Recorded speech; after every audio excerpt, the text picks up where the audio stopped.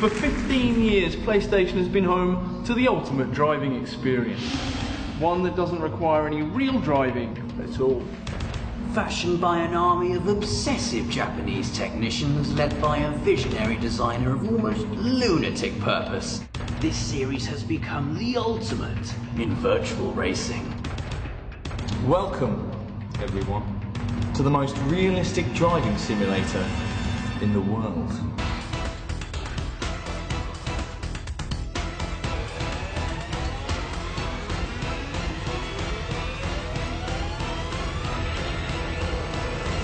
Like all history's true greats, Gran Turismo had to start somewhere.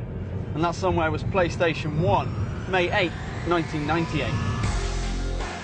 Bursting onto the European gaming circuit like a sexed-up Chevy Corvette, Gran Turismo was a well-oiled thrust of purring automotive perfection, leaving anyone who couldn't handle its meticulous brand of inch-perfect handling choking on its exhaust fumes. Don't be fooled by Gran Turismo's 32-bit visuals. The truth is, the game has aged better than an oak-matured Susan Sarandon. The engine sounds are deep and throaty. Just listen to that, and the handling. Well, the handling's like something from another world.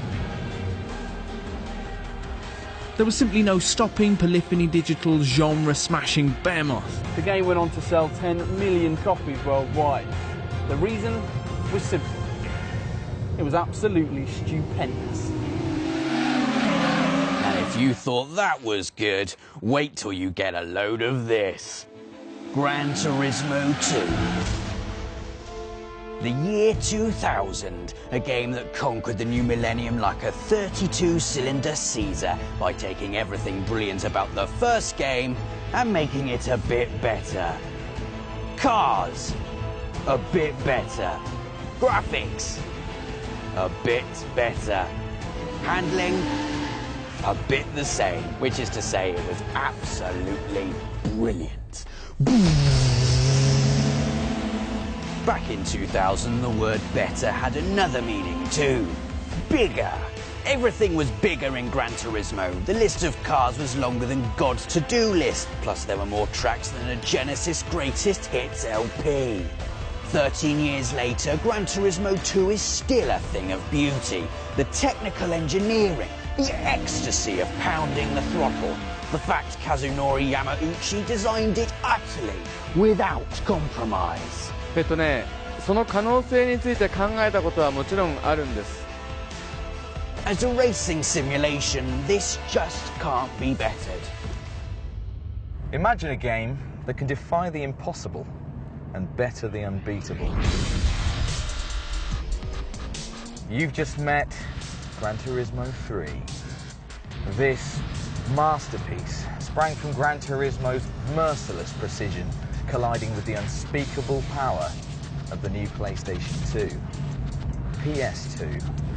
Gigabytes of DVD storage, 36 meg of RAM, and the delicate soul of this processing monster? The 64-bit Emotion Engine. The original Gran Turismo's car models were made of 300 polygons. Gran Turismo 3's were made of 4,000. This was no longer a game. It was a cathedral of wheels.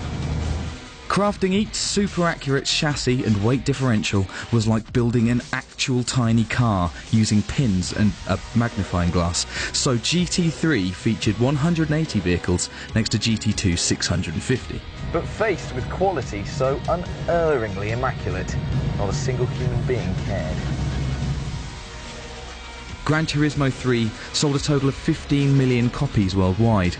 That's more than Phil Collins, but seriously. Including iTunes sales. How do you follow up the biggest Gran Turismo ever? You go even bigger. Gran Turismo 4 had a ridiculous 721 cars in a lineup that included DeLoreans, pickup trucks, and even a diesel. And that's just the start. Polyphony Digital also improved the already perfect graphics to create better-than-reality visuals, and added sophisticated friction and braking physics to the masterful handling. This was cars on another level. Gran Turismo 4 was the ultimate union of gaming and also hardware, and it knew it was beautiful. The new photo mode enabled drivers to capture every intimate inch of their glistening machines in retina stretching 1280 by 960 72 dpi. And if you think that's amazing, then watch this. Yes, Gran Turismo's B-Spec mode put you in the salty brim cap of a crew chief, meaning the world's finest racing game could finally race itself.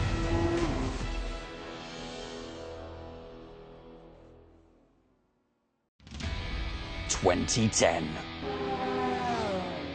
It was finally here. The moment every man, woman and child, every animal, vegetable and motoring mineral on Earth had been waiting for. The arrival of Gran Turismo 5 on PlayStation 3. And by God was it beautiful. Sculpted from pure desire, born of inextinguishable passion, loved by all, Gran Turismo 5 was the pinnacle of virtual racing, squeezing every last drop of graphical clout from PS3's tech guts and weaving it into a tapestry of unparalleled automotive brilliance.